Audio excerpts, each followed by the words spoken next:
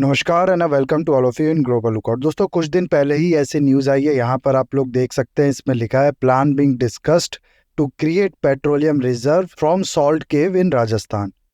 ये न्यूज़ देखो बहुत ही ज़्यादा इम्पॉर्टेंट है इंडिया की सिक्योरिटी के पॉइंट ऑफ व्यू से, डेवलपमेंट के पॉइंट ऑफ व्यू से और जियो पॉलिटिकल पॉइंट ऑफ व्यू से। क्यों मैं ऐसा कह रहा हूँ, इसको मैं पूरा एक्सप्लेन करूंगा आपको इस वीडियो में। अगर आप लोग को इस हेडलाइन के बारे में कुछ भी नहीं समझ में आया तो भी बिल्कुल भी घबराने की बात नहीं है। पूरा आप लोग को ये जो इशू है, ये जो न्यूज़ है, ये समझ में आ जाएगा इस वीडियो के एंड तक। बस आपको बने रहना है इस वीडियो में, और अगर वीडियो अच्छा लगे तो लाइक, कमेंट, शेयर, सब्सक्राइब जरूर करना है। तो होता क्या है ना कि देखो, अगर आप लोग सॉल्ट के डिपॉजिट्स देखोगे, यहाँ पर एक एक्स्ट्रा नॉलेज के लिए आप लोग को बता दूं, सॉल्ट का जो प्रोडक्शन है उसमें इंडिया तीसरे नंबर पे है। सबसे पहले है चाइना, फिर यूएसए, फिर इंडिया है।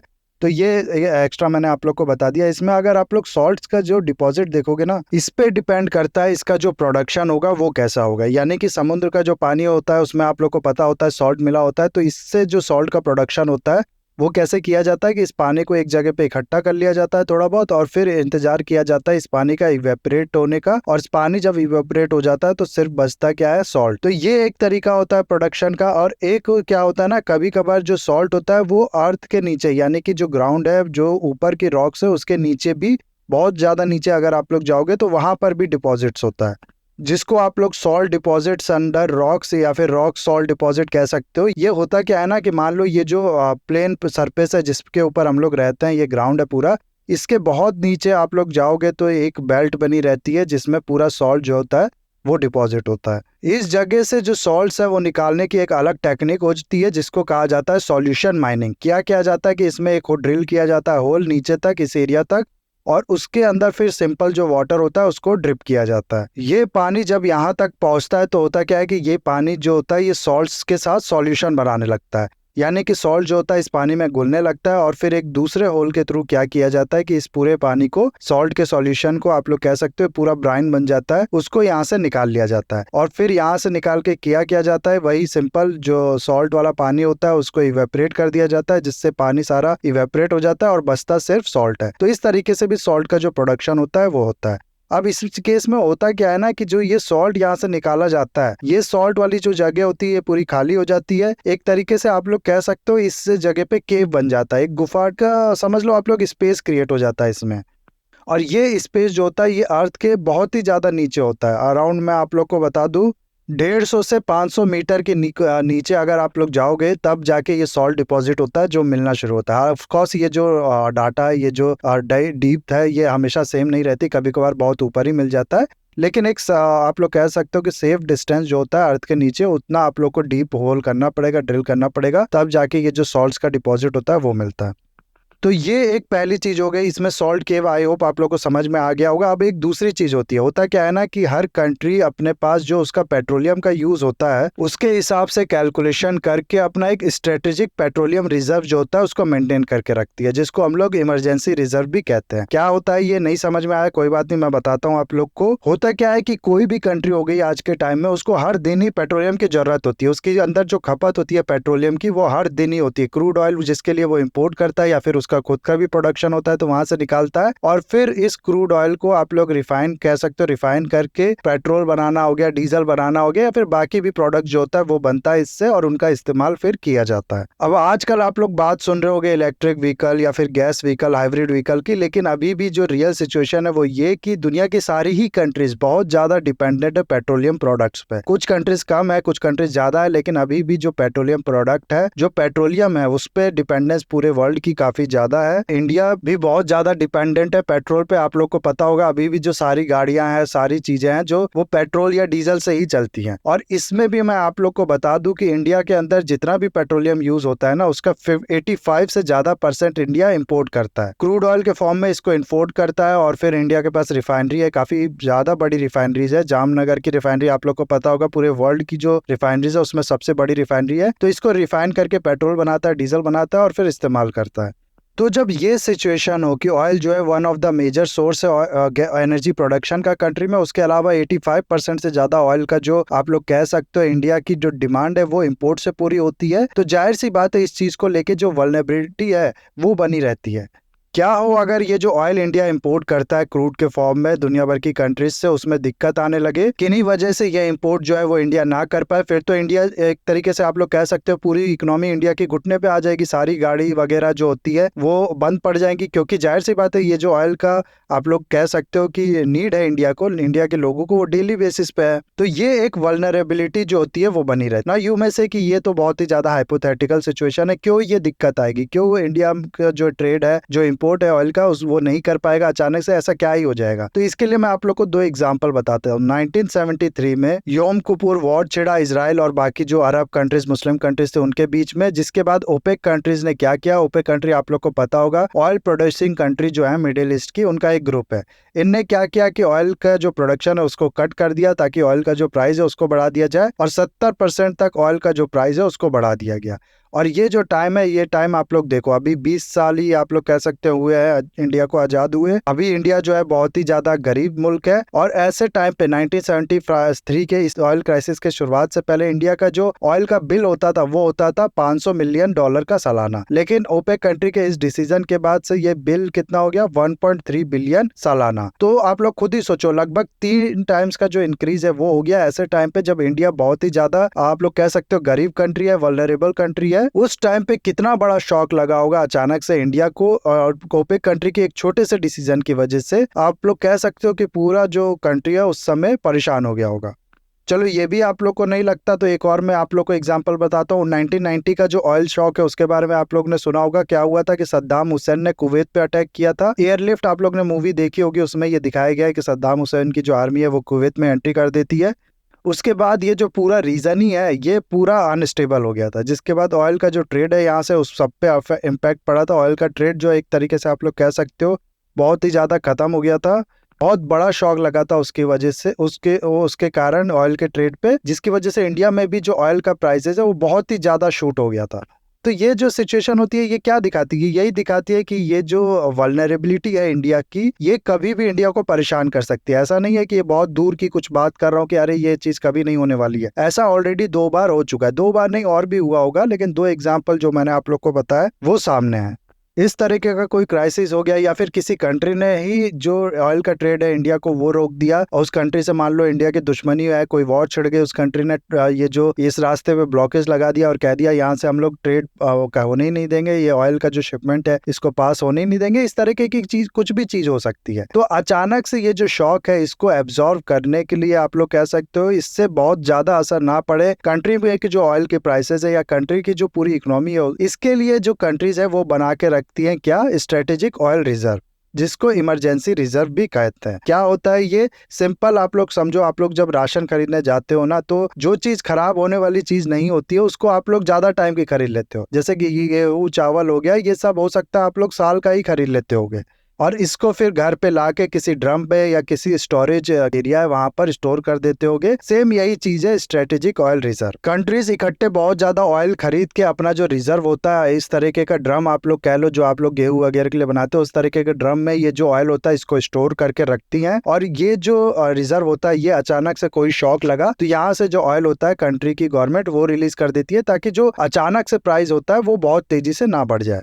या फिर ऑयल का जो ट्रेड है उसमें आने में अगर दिक्कत भी हुई तो यहाँ से जो ऑयल की आपूर्ति है वो पूरी की जा सके। IEA यानी कि इंटरनेशनल एनर्जी एजेंसी जो है वो कहता है कि किसी भी कंट्री के पास एटलीस्ट 90 दिन का जो ऑयल रिजर्व है वो होना चाहिए, ताकि कोई सडन शॉक जो है उससे डील किया जा सके उस कंट्री में। यहाँ पर आप लोग देख सकते हो ये उन कंट्रीज की लिस्ट है जिनके पास सबसे बड़ा ऑयल रिजर्व है ऐसे स्टोर के फॉर्म में। ये बैरल के फॉर्म में जो डाटा है वो दिया हुआ है किस कंट्रीज के पास ज्यादा बैरल है। अब ये जो चीज है ना, ऐसा नहीं है कि जिसके पास ज्यादा रिजर्व है वो ज्यादा सिक्योर है, क्योंकि ये डाटा बैरल के फॉर्म में है, तो यहाँ से एक क्लियर पिक्चर हम लोग नहीं ले सकते। हो सकता है किसी कंट्री में जो कंजम्पशन है डेली का वही कम हो, किसी किसी कंट्री में जो गैस बेस्ड इकोनॉमी है वो ज्यादा, यानी कि ज्यादातर कार्स वगैरह जो होती हैं वो गैस के थ्रू चलती हैं। तो इस तरीके के बहुत से फैक्टर यहाँ पर काउंट होते हैं। इंडिया आप लोग को इस टॉप 10 की लिस्ट में कहीं नहीं मिलेगा। आप लोग देख सकते हो यहाँ पर इंडिया का जो डाटा वो मैं आप लोग को बता दूं, इंडिया में अराउंड 36 बैरियल का जो ऑयल रिजर्व है वो है इंडिया के पास।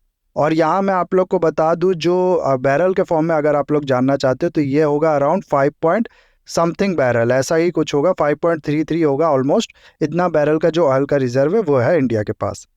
हालांकि ये जो डाटा है ये थोड़ा कम है, इन टॉप 10 कंट्रीज में तो नहीं आता, लेकिन इसके बाद होता क्या है कि इंडिया में जो प्राइवेट कंपनीज है वो भी बहुत ज़्यादा ऑयल का रिजर्व जो होता है वो मेंटेन करके रखती है। इसके बारे में मैं आप लोग को बताऊंगा, लेकिन इंडिया का जो गवर्नमेंट का रिजर्व है आप लोग समझ सकते हो इतना है, 36 बैरल के अराउंड। नाउ इसको देखो आप लोग, इंडिया की जो पॉपुलेशन है वो भी बहुत ज़्यादा है, प्लस इंडिया में ऑयल का जो यूज़ है, पेट्रोलियम प्रोडक्ट्स का जो यूज़ है वो भी बहुत ज़्यादा है। ऐसा तो नहीं है कि बहुत ही ज़्यादा इलेक्ट्रिक व्हीकल जो होती हैं वो इंट्रोड्यूस हो चुकी है इंडिया में, या फिर जो बहुत ही ज़्यादा गैस बेस्ड व्हीकल्स होती है, हाइब्रिड व्हीकल्स होती हैं, उनका इस्तेमाल हो रहा है इंडिया में। जाहिर सी बात है जो पेट्रोल होते हैं, डीजल्स होते हैं, इनका इस्तेमाल इंडिया में बहुत ज़्यादा है। ये जो डाटा मैंने आप लोग को बताया ना कि 36 बिलियन बैरल या फिर 5.33 मिलियन मैट्रिक टन का जो ऑयल का रिजर्व है इंडिया का, ये अगर आप लोग देखोगे तो सिर्फ 10 दिन का जो इस्तेमाल होता है इंडिया में उसके बराबर है। यानी कि तो इंडिया अगर कहीं से ऑयल नहीं खरीदे तो सिर्फ 10 दिन इससे जो कंट्री है वो चल पाएगी। और ये ऑयल का रिजर्व है कहाँ, यानी कि जो गवर्नमेंट है वो कहाँ स्टोर करके रखती है ऑयल का रिजर्व, ये आप लोग को मिलेगा एक विशाखापट्टनम आंध्र प्रदेश में, उसके बाद मैंगलुरु कर्नाटका में, उसके बाद पादुर एक जगह है कर्नाटका में, वहां पर ये 3 रिजर्व जो है ये है। यहाँ इन तीनों की जो कैपेसिटी है वो आप लोग यहाँ पर देख सकते हो। इन तीनों की जो कैपेसिटी को मिला के अगर आप लोग देखोगे तो ये है 5.3 मिलियन मैट्रिक टन। ना इतनी स्टोर करने की कैपेसिटी, अब ये गवर्नमेंट पे डिपेंड करता है कि वो कितना स्टोर करके रखती है, लेकिन जैसा कि मैंने आप लोग को बताया अभी जो है वो पूरा ये गवर्नमेंट ने स्टोर करके रखा है। 2020 में क्या हुआ था कि ऑयल के प्राइस थे जो वो बहुत ही ज़्यादा कम हो गए थे, तो उसके बाद गवर्नमेंट ने क्या किया, ये जो ऑयल है इसको पूरा भर दिया यहाँ पर। एक तरीके से आप लोग कह सकते हो कि पूरा यहाँ पर जो कैपेसिटी है उसका यूटिलाइज करके रखा है गवर्नमेंट ने, पूरा ये स्टोर करके रखा, जिसका इस्तेमाल करके जैसा कि मैंने आप लोग को बताया 10 दिन का जो नीड है वो पूरी की जा सकती है। 9 यू में से कि ये तो बहुत ही ज़्यादा कम है। तो यहाँ मैं आप लोग को बता दूं, जिसके बारे में पहले भी मैंने आप लोग को बताया कि हमारी जो प्राइवेट कंपनीज है ना वो काफ़ी ज़्यादा रिफाइनरीज चलाती हैं, यानी कि ऑयल को वो रिफाइन करती हैं और कंट्री में फिर बेचती हैं, साथ ही साथ फॉरेन में भी एक्सपोर्ट कर देती हैं। और कोई भी बिजनेसेस आप लोग को पता होगा कि अपने जो रॉ मटेरियल होता है उसकी इन्वेंट्री जो होती है वो हमेशा मेंटेन करके चलता है। ये प्राइवेट कंपनीज में आप लोग को बता दूं जो रिफाइनरीज चलाती हैं वो 65 दिन के इस्तेमाल के बराबर का जो ऑयल है वो ऑलरेडी मेंटेन करके चलती है कंट्री का। यानी कि 65 दिन में जितना ऑयल का इस्तेमाल होता है कंट्री में उतने का ये जो रिजर्व होता है वो मेंटेन करके चलती हैं अपने पास। 10 दिन का जो ऑयल का रिजर्व है वो गवर्नमेंट मेंटेन करके चलती है, प्लस ये जो प्राइवेट कंपनीज होती है ये 65 दिन के बराबर का मेंटेन करके चलती है। तो टोटल ऑयल का रिजर्व कितना हुआ इंडिया के पास, आप लोग कह सकते हो कि 75 डेज के बराबर का ये हुआ। अब थोड़ा सा गैप लेके एक और चीज़ मैं आप लोग को यहाँ पर बताना चाहता हूँ। ये जो तीनों ऑयल रिजर्व होते हैं ना जो मैंने आप लोग को बताया गवर्नमेंट का, इसको कहा जाता है strategic petroleum reserve phase 1। Phase 1 के अंडर ये तीनों बनाए गए थे। अब काम हो रहा है फेज 2 पे। इस फेज में 2 नए प्लांट किए गए ऑयल रिजर्व बनाने के, चंदी कोले उड़ीसा में एक और दूसरा पादुर कर्नाटका में ही। इनकी जो टोटल कैपेसिटी होगी वो होगी अराउंड 6.5 मिलियन मैट्रिक टन। ये अगर आप लोग कैलकुलेट करोगे ना तो अराउंड होगा 42 से लेके 44 बैरल ऑयल तक, इतना का जो कैपेसिटी है ये और बनाने की बात हो रही है कंट्री में, और ये इस्तेमाल किया जा सकता है। यानी कि ये डेज के हिसाब से अगर आप लोग देखोगे तो 12 दिन की जो इंडिया की नीड है वो पूरी कर सकता है यार। अगर ये यानी कि अगर ये बन जाता है तो 10 दिन का जो गवर्नमेंट का रिजर्व है वो, प्लस 65 दिन का जो प्राइवेट कंपनीज होती है वो मेंटेन करके रखती है, प्लस 12 दिन का ये, टोटल कितना हुआ, टोटल अराउंड हो गया 87 डेज का जो रिजर्व होगा वो इंडिया के पास होगा इन सब के बाद। जो कि आप लोग कह सकते हो कि आईईए का जो क्राइटेरिया बेसिस है कितने दिन का ऑयल रिजर्व किसी भी कंट्री के पास होना चाहिए उसके बहुत ही ज्यादा क्लोज होगा। तो ये सब चीज़ जो है वो मैंने एक्स्ट्रा आप लोग को बता दी ना। अब होता क्या है ना कि ये जो ऑयल का रिजर्व कंट्री मेंटेन करके चलती है, अगर इसके स्टोरेज को लेके अगर हम लोग बात करें तो ये कोई आसान काम नहीं होता। इसकी स्टोरिंग फैसिलिटी जो है उसको बनाना बहुत ही ज़्यादा डिफिकल्ट, टाइम टेकिंग, और एक तरीके से आप लोग कह सकते हो कि बहुत ही ज़्यादा जो एक्सपेंसिव होता है वो होता है। जो कन्वेंशनल स्टोरेज सिस्टम बनाने के लिए इसके लिए क्या किया जाता है कि अर्थ के ऊपर एक बहुत से बड़ा, आप लोग कह सकते हो बहुत सा वाइडर होल बनाया जाता है, एक वेल क्रिएट किया जाता है। उस वेल में फिर ये जो तो ऑयल जो होता है इसको भर दिया जाता है और उसको ऊपर ऐसे ढक दिया जाता है इस तरीके से। नाउ इस सिस्टम को कहा जाता है रॉक बेस्ड स्टोरेज सिस्टम। और ये आप लोग समझ सकते हो कितना ज्यादा मैन पावर, कितना ज्यादा एक्सपेंसिव काम है। इतनी मिट्टी आप लोग कह सकते हैं यहाँ से जो रॉक हो तो वो निकालना, फिर चारों तरफ इस तरीके की लेयर बनाना जिसके अंदर ऑयल अच्छे से स्टोर किया जा सके। इस तरीके के बहुत से काम इसमें किए जाते हैं इसको बनाने के लिए। अब इसको लेके वल्नरेबिलिटी भी होती है। होता क्या है ना कि मान लो किसी कंट्री के साथ वॉर शुरू हो गया इंडिया का, तो चांसेस है कि वो कंट्री सबसे पहले पहले यहीं पर अटैक कर दे, ताकि एक तरीके से आप लोग कह सकते हो कि इंडिया हो गया या किसी और कंट्री की अगर बात हो, इस केस में हम लोग इंडिया की बात कर रहे हैं, वो घुटनों पे आ जाए आप लोग, क्योंकि ऑयल की उसकी जो नीड है वो पूरी हो नहीं पाएगी इस पे अटैक करने के बाद। इसके बाद क्या होगा कि वो वॉर लड़ने के लायक नहीं रह पाएगा। तो इसकी जो सही लोकेशन है, सिक्योर लोकेशन है, वो भी इंश्योर करना बहुत ही ज़्यादा जरूरी होता है। प्लस उसके बाद भी बहुत सा मिसमैनेजमेंट, बहुत सा फेलियर होने की चांसेस होती है। होता क्या है कि आउटर लेयर जो यहाँ पर बनाया जाता है उससे चांसेस होती है कभी कभार लीक हो जाने की ऑयल की, और पूरा ऑयल जो होता है वो अंदर ही अंदर फैल जाने की मिट्टी में। तो इस तरह की जो चीजें होती है वो बहुत ही ज्यादा होती हैं। इसीलिए अब याद करो यहाँ पर जो मैंने पहले आप लोग को बताया कि सॉल्ट के जो निकाल के केव बनाया गया था अर्थ के अंदर, सॉल्ट का डिपॉजिट जो था उसको निकाल के, उसमें क्या किया जाता है कि उसके अंदर ऐसे ऑयल जो होता है, ये क्रूड ऑयल जो होता है, इसको फिल कर दिया जाता है। वो जो केव वहां पर बना ना, जो स्पेस वहां पर बना, उसके अंदर इस चीज को फिल कर दिया जाता है और वहां पर स्टोरेज करके रखा जाता है। इस चीज को कहा जाता है सॉल्ट केव बेस स्टोरेज सिस्टम। तो इस चीज में अगर आप लोग देखो तो कोई भी स्ट्रक्चर हम लोग को किसी भी तरीके का जो डिजाइन है वो करना नहीं पड़ा। ये जो सॉल्ट है ये ऑलरेडी निकालने से जरूरत पूरी होती है कंट्री की, यानी कि सॉल्ट की भी जरूरत होती है, और उसी स्पेस में जो ये ऑयल है ये डाल दिया हम लोग ने। ना ही कोई कंस्ट्रक्शन लगा, ना ही कोई पैसा लगा, प्लस जो अटैक का खतरा है इस एरिया पे वो भी नहीं, वो भी बहुत ज्यादा कम हो गया, क्योंकि कोई अटैक होगा भी तो वो ऊपर वाले ग्राउंड पे होगा। इस अंदर वाले चीज से इसको क्या लेना देना है, पे आप लोग कह सकते हो कि बहुत ज्यादा इसका असर नहीं पड़ेगा। इन्हीं सब चीजों के वजह से इसके कुछ फायदे होते हैं, जैसे कि ये चीपर होता है और बहुत ही ज्यादा फास्टर होता है। जब हम लोग को ऑयल इसमें डालना होता है आसानी से डाल देते हैं एक पाइप के थ्रू, जब एक्सट्रैक्ट करना होता है बहुत आसानी से एक्सट्रैक्ट कर लिया जाता है एक पाइप के थ्रू। इस तरीके के बहुत से चैलेंज होते हैं वो आसान हो जाते हैं इस पूरे स्टोरेज सिस्टम को लेके। इसीलिए होता क्या है ना कि ये जो स्टोरेज सिस्टम होता है ये रिलेटिवली बेटर होता है। यूएसए का मैं आप लोग को बता दूं, इसका ऑयल रिजर्व बहुत ही ज्यादा हाई है, यानी कि बहुत ज्यादा ऑयल जो होता है ये अपने रिजर्व में रखता है। यहाँ पर शॉकिंग बात यह है कि ऑयल का जो सारा रिजर्व है यूएसए का वो ऐसे ही रखा जाता है, सॉल्ट केव जो होते हैं उसी में मेंटेन करके रखा जाता है। कोई भी नई कंस्ट्रक्शन, कोई भी स्पेस, कोई भी वेल जो होता है वो नहीं क्रिएट किया जाता है। जो नेचर ने इसको दिया यूएसए को, उसको ये आप लोग कह सकते हो उसमें स्पेस बना के सॉल्ट केव में ये ऑयल रखता है। अब जैसा कि हम लोग ने देखा कि इंडिया में भी इस चीज को लेके बातें हो रही है, इंडिया में इस चीज को लेके जो काम है वो किया जा रहा है, सॉल्ट केव बनाने की कोशिश की जा रही है और उसको लेके जो रिसर्च है वो चल रही है। अब इसमें जो इशू है वो एक तो कि इस तरीके की जो लोकेशन है कि जहाँ पर जो सॉल्ट का डिपॉजिट है वो नीचे हो, वो ढूंढना जरूरी होता है। तो ऐसे में राजस्थान को इसके लिए परफेक्ट प्लेस समझा गया। हालांकि अभी ये शुरुआत के आप लोग कह सकते हो प्रिडिक्शन है, आगे हम लोग को जो रिसर्च है वो करके देखना होगा कि ये जो राजस्थान में वहां पर भी इस तरीके के जो सॉल्ट डिपॉजिट है वो नीचे मिलते हैं कि नहीं। अगर ये मिल जाते हैं तो उसके बाद फिर यहाँ पर केव आसानी से बनाया जा सकता है। इसके बाद भी मैं आप लोग को बता दूं कि इंडिया की किसी भी कंट्री के पास, चाहे वो इंजीनियरिंग इंडिया लिमिटेड हो या फिर कोई भी कंट्री हो, अभी इसको लेके जो रिक्वायर्ड टेक्नोलॉजी है वो नहीं है। इसीलिए जर्मनी की एक कंपनी, जिसका नाम यहाँ पर पूरा आप लोग देख सकते हो, उसके साथ एग्रीमेंट साइन किया है और वो जो टेक्नोलॉजी है वो ट्रांसफर करेगा इंडिया को, जिसके बाद फिर ये चीज जो है इसको डेवलप की जाएगी। तो ये इतनी थी गाइज ये जो न्यूज, वो आई होप मैंने जो एक्सप्लेन किया वो आप लोग को समझ में आया होगा। ये वीडियो आपको अच्छा लगा होगा। इस वीडियो को लाइक, कमेंट, शेयर, सब्सक्राइब जरूर कीजिएगा। That's all, have a nice day, take care.